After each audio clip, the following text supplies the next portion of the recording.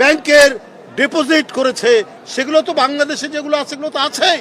কই তার বিরুদ্ধে একটাও দৃষ্টান্তমূলক কোনো বিচার আমরা দেখতে পেলাম না।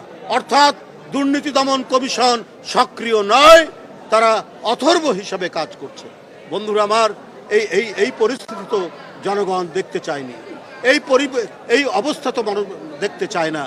আজকে এই সরকারের আমলে কেন, যখন হাসিনা নেই, আওয়ামী লীগের পুলিশ নেই, ছাত্রলীগ নেই, হেলমেটধারীরা নেই, তাহলে এই এক বছরে প্রায় দ্বিগুণ অপহরণ হয়েছে, কেন আইন শৃঙ্খলা পরিস্থিতির অবনতি হবে? এইটা তো জনগণ জানতে চায়।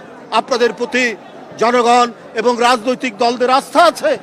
আস্থা থাকার পরেও আপনারা কেন দক্ষতার সাথে, দ্রুততার সাথে, ক্ষিপ্র গতিতে পদক্ষেপ গ্রহণ করতে পারছেন না বলেই আজকে বিভিন্ন জায়গায় দোসরদের প্রেতাত্মারা তারা নামার সুযোগ পাচ্ছে এবং বিদেশেও তারা বিভিন্ন ধরনের অপকর্ম করছে।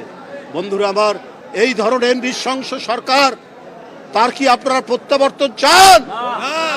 তাহলে এখন থেকেই জনগণকে সাথে নিয়ে আগামী নির্বাচনে কাজ করতে হবে, যে আর যাতে যারা দেশের টাকা আত্মসাৎ করে তাদের কমপক্ষে 20 প্রজন্ম বিদেশে সুখে শান্তিতে থাকতে পারে সেই ব্যবস্থা করেছে, ওই লুটেরাদের, ওই টাকা পাচারকারীদের, ওই ব্যাংক হরিলুটকারীদের যেন প্রত্যাবর্তন না হয়। ওই মানুষ খুন করে, ছাত্র খুন করে, শিশুকে খুন করে যারা ক্ষমতা ধরে রাখতে চেয়েছিল, তাদের ওই খুন, ওই রক্ত এখনো শুকায়নি।